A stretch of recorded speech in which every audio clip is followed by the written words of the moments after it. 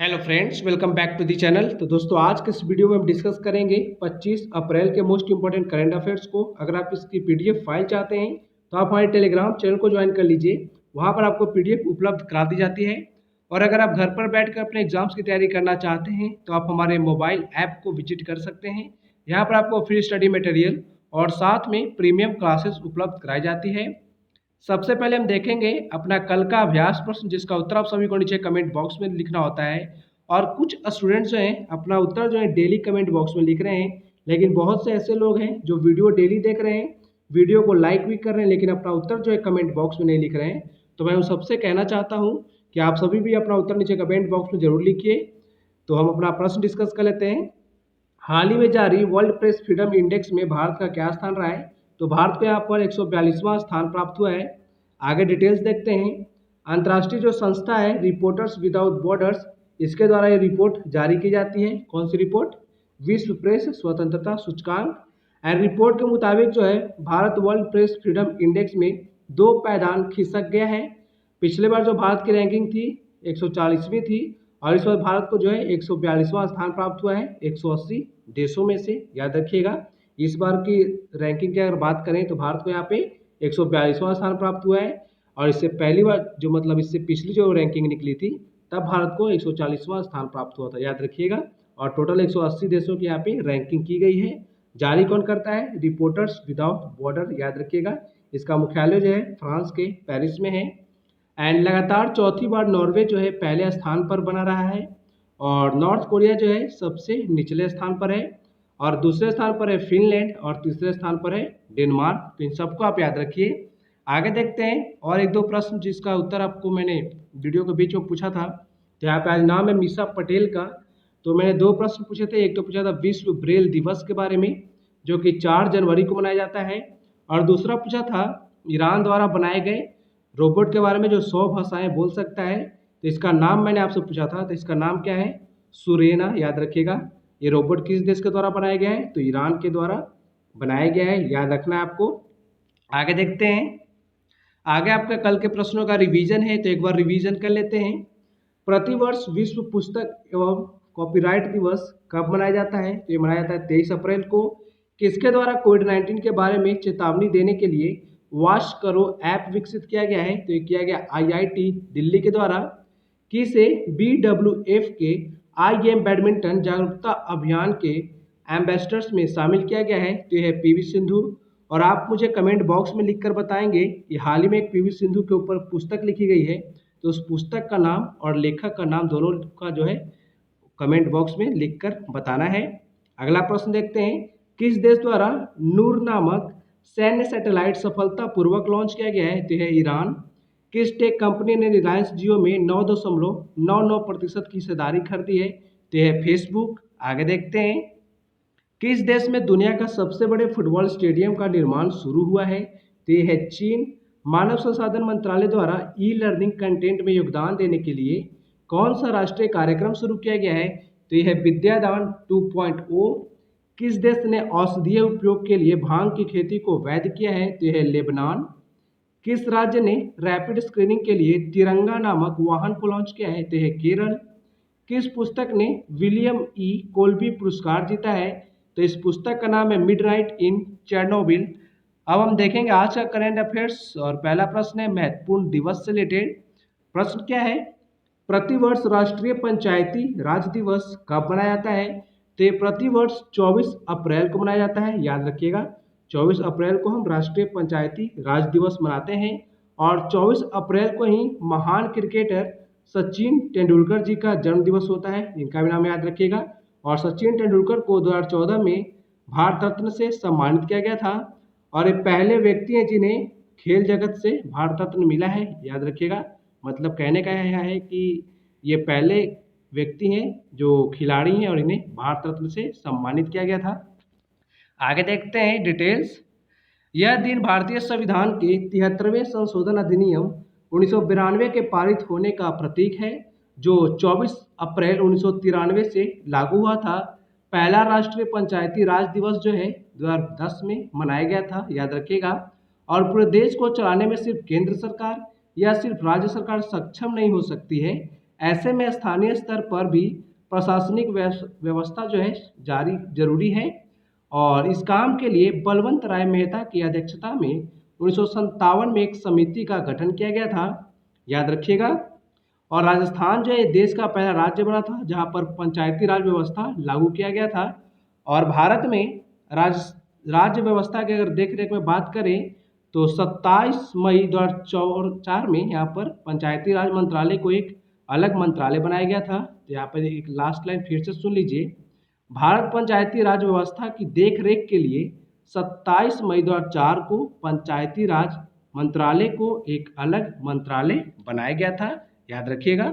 आगे देखते हैं अगला प्रश्न, हाल ही में किस राज्य सरकार ने संपर्क दीदी नामक ऐप लॉन्च किया है? तो ये है उत्तराखंड, याद रखिएगा। कोविड-19 की वजह से आपको पता होगा देश में लॉकडाउन चल रहा है, तो इसी की वजह से किसी भी छात्र को शिक्षा का नुकसान ना हो उसके लिए संपर्क दीदी ऐप लॉन्च किया गया है उत्तराखंड सरकार के द्वारा। आगे हम उत्तराखंड के फैक्ट्स देखेंगे। यहाँ पे देख लीजिए उत्तराखंड की लोकेशन, ये अपनी अंतर्राष्ट्रीय सीमा साझा करती है। यहाँ पर नेपाल है, यहाँ पे चीन, तो चीन और नेपाल के साथ इससे अंतर्राष्ट्रीय सीमा लगती है। राष्ट्रीय सीमा इसकी लगती है उत्तर प्रदेश और हिमाचल प्रदेश के साथ, याद रखिएगा। इसका स्थापना हुआ था 2000 में। उत्तराखंड की राजधानी है देहरादून और अभी हाल ही में इसकी ग्रीष्मकालीन राजधानी बनी है गैरसैंण। मुख्यमंत्री त्रिवेंद्र सिंह रावत, राज्यपाल है बेबी रानी मौर्य और बायोस्फीयर रिजर्व है यहाँ पर एक नंदा देवी, जो कि भारत का दूसरा बायोस्फीयर रिजर्व बना था। और भारत का पहला बायोस्फीयर रिजर्व नीलगिरी है, याद रखना। टाइगर रिजर्व है जिम कॉर्बेट और राजा जी। राष्ट्रीय उद्यान है फूलों की घाटी और पर्वत है यहाँ पे नंदा देवी, जो कि उत्तराखंड का सबसे ऊंचा चोटी है, ये भी याद रखना है। आगे अगला प्रश्न, किसके द्वारा कोविड-19 नमूनों को इकट्ठा करने वाली भारत की पहली मोबाइल लैब लॉन्च की गई है? तो ये किया गया है राजनाथ सिंह जी के द्वारा, याद रखिएगा, जो कि अभी हमारे रक्षा मंत्री हैं। और इनकी कॉन्स्टिट्यूएंसी है लखनऊ, याद रखना, लखनऊ जो कि उत्तर प्रदेश की राजधानी है और ये जो है गोमती नदी के किनारे है, ये भी याद रखना है। आगे देखते हैं, रक्षा मंत्री राजनाथ सिंह ने वीडियो कॉन्फ्रेंस के माध्यम से कोविड-19 नमूनों को इकट्ठा करने वाला भारत की पहली मोबाइल लैब लॉन्च की है। इस लैब का नाम है मोबाइल BSL-3 VRDL लैब, याद रखना। एंड इस मोबाइल लैब को रक्षा अनुसंधान और विकास संगठन और ESIC medical college and hospital Hyderabad द्वारा संयुक्त रूप से विकसित किया गया है।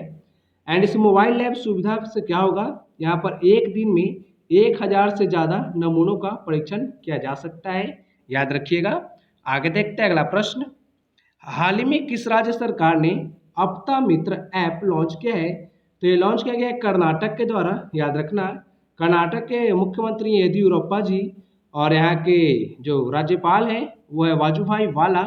आगे देखते हैं डिटेल्स, कर्नाटक सरकार ने अपता मित्र ऐप और toll free helpline number launch किया है।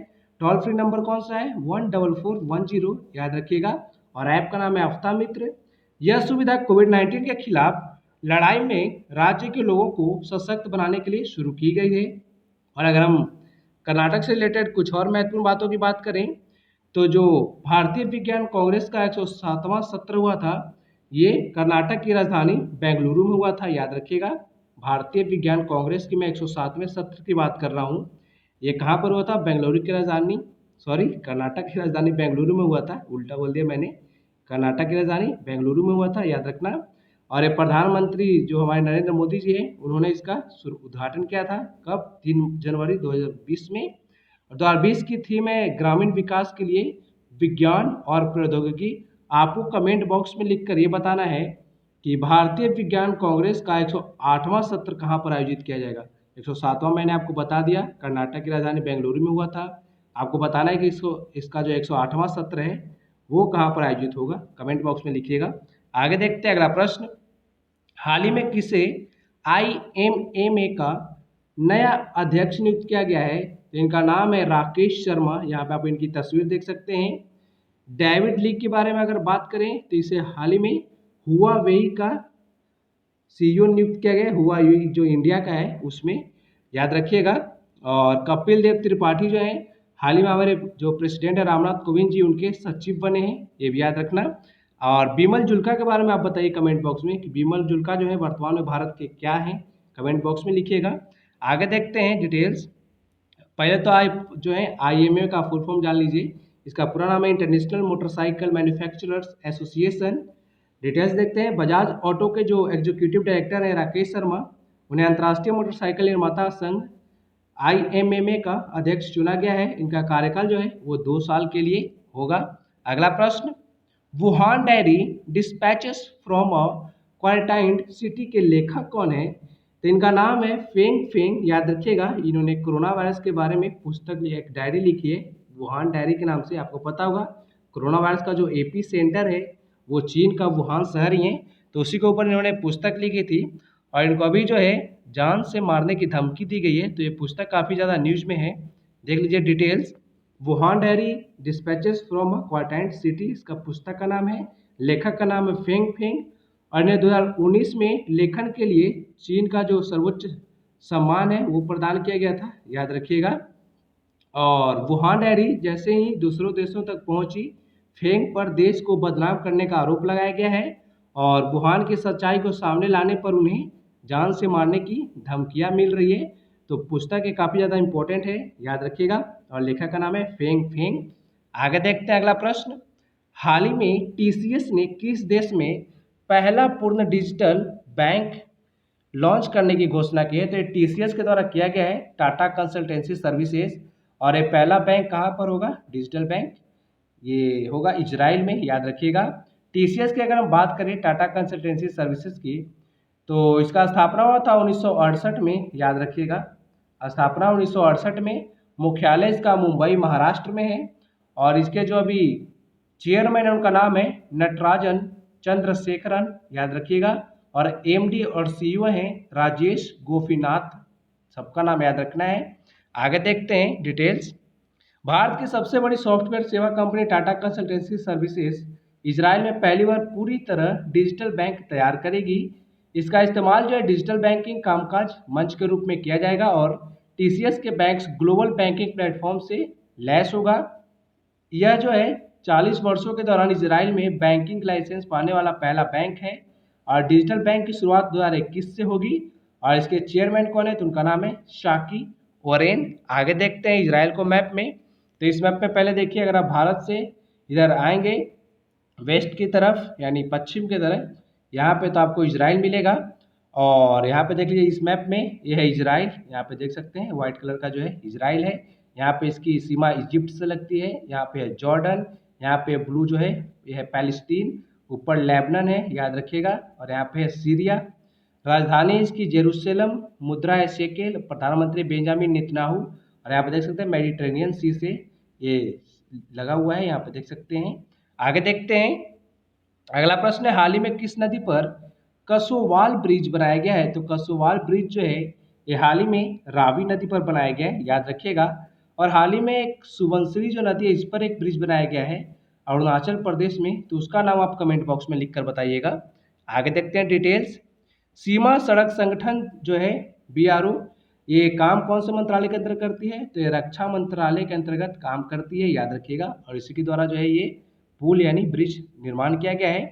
तो डिटेल्स देख लेते हैं। सीमा सड़क संगठन ने गुरदासपुर जिले में रावी नदी पर 484 मीटर लंबा स्थायी पुल जो है निर्माण किया है और गुरदासपुर के पाक सीमा से सटे गांव कसोवाल को हमेशा के लिए भारत से जोड़ दिया है। लगभग 35 वर्ग किलोमीटर का यह क्षेत्र अब तक सीमित भार क्षमता वाले एक पैंटून पुल से जुड़ा था और अब यहाँ पे जो है अस्थाई पुल का निर्माण कर दिया गया है, याद रखिएगा। रावी नदी का उद्गम स्थल जो है हिमाचल प्रदेश के रोहतांग जो दर्रा है उसके निकट से होती है। इसकी लंबाई है लगभग 725 किलोमीटर लंबाई, याद रखिएगा 725 किलोमीटर है। और रावी नदी जो है आगे जाकर चेनाब नदी में मिल जाती है, याद रखना। आगे देखते हैं अगला प्रश्न है, हाल ही में किसके द्वारा भारत में लॉकडाउन लर्नर्स सीरीज का शुभारंभ किया गया है? तो इसका नाम है UNODC, याद रखिएगा। इसका मुख्यालय जो है ऑस्ट्रिया की राजधानी वियना में है, याद रखना। इसका मुख्यालय कहाँ पर है? ऑस्ट्रिया की राजधानी वियना में। आगे हम डिटेल्स कवर करते हैं। संयुक्त राष्ट्र मादक पदार्थ एवं अपराध कार्यालय, जिसको इंग्लिश में हम बोलते हैं United Nations office on drugs and crimes, ने अपनी प्रमुख पहल एजुकेशन फॉर जस्टिस के अंतर्गत भारत में लॉकडाउन लर्नर सीरीज का शुभारंभ किया है।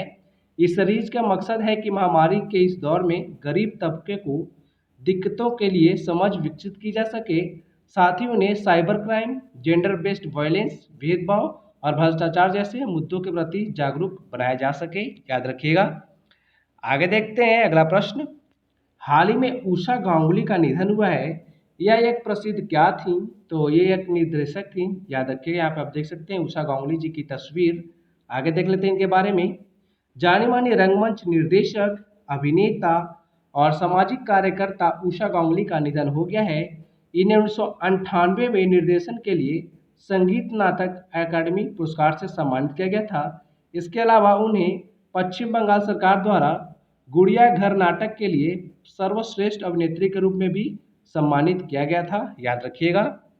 तो आज का करंट अफेयर्स हमारा यहीं समाप्त होता है। अब आपके लिए आ गया अभ्यास प्रश्न, जिसका उत्तर आप सभी नीचे कमेंट बॉक्स में लिखकर बताएंगे।